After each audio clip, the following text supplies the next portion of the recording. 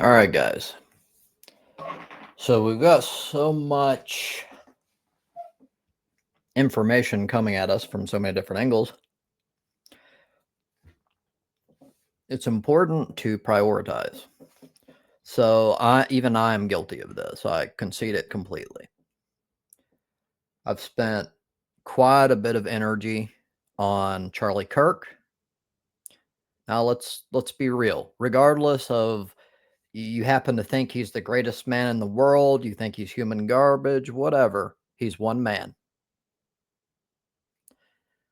There are things that are far more important than that right now.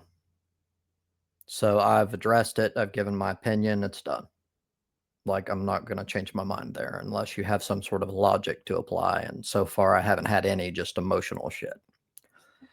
So, going to talk about a more pressing matter. It's more global in import. So,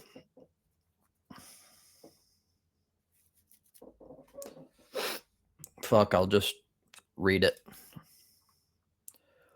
Poland invoked Article 4 of the NATO treaty. What does that mean? It's a lesser known article increasingly being invoked, expert says. This is from Verity Stevenson of CBC News.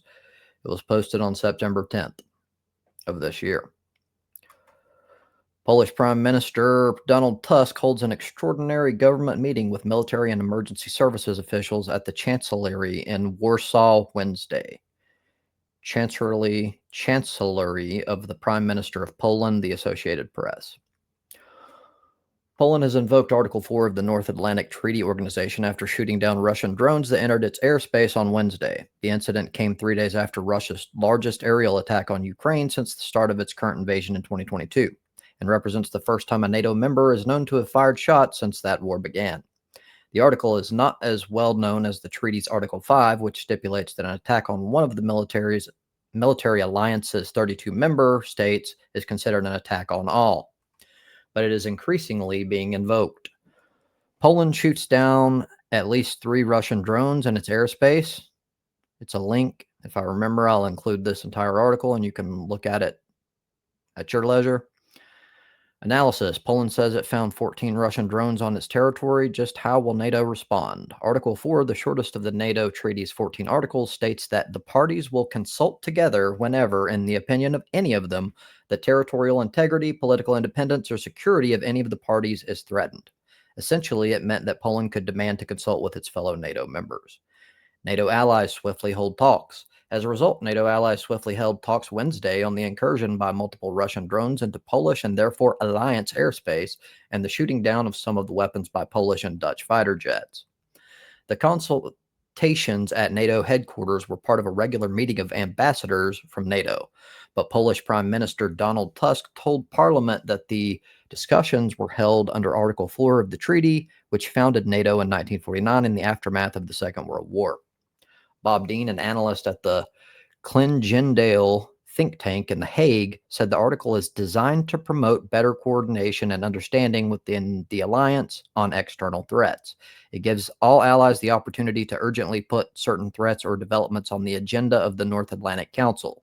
It's not the first time Poland has invoked Article 4 in recent years. It previously did so early in Russia's war on Ukraine.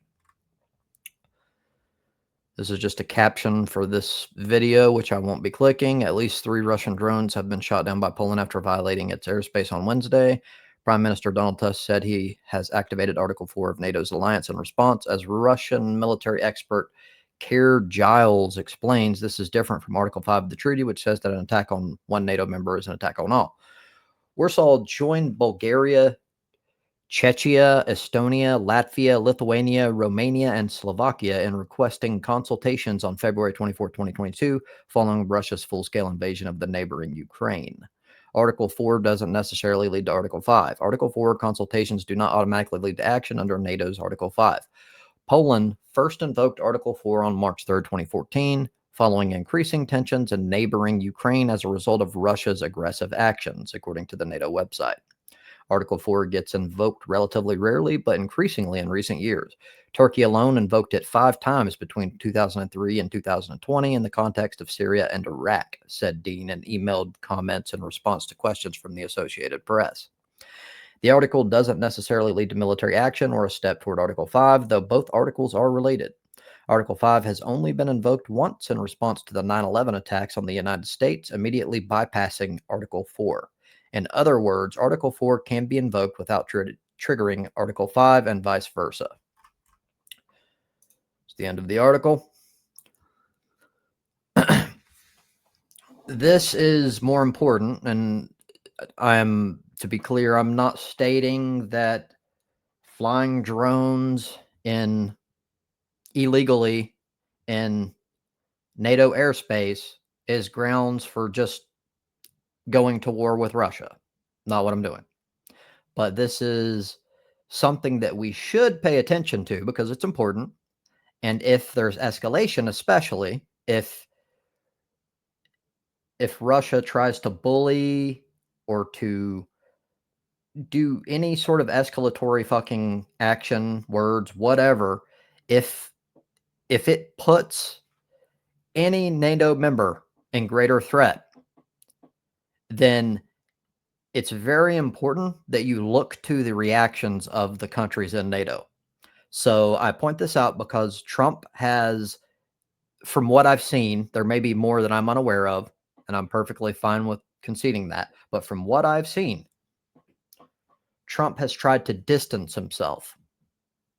So you should not be a member of an organization that is designed for defense if you're only going to use it for your own gain and not invest resources when other members are in danger or jeopardy. Again, the only time that Article 5 has ever been invoked was on behalf of the United States.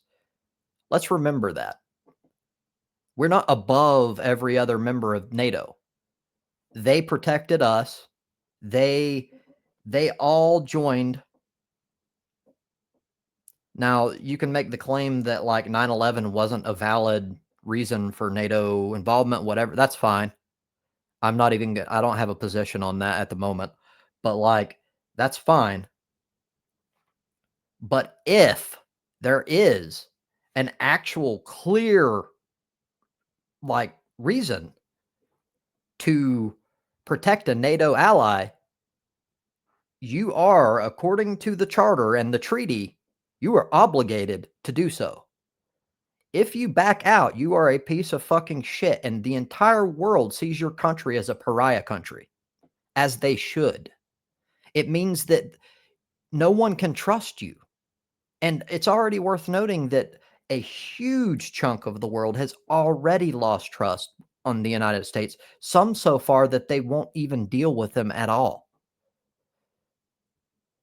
because of our actions.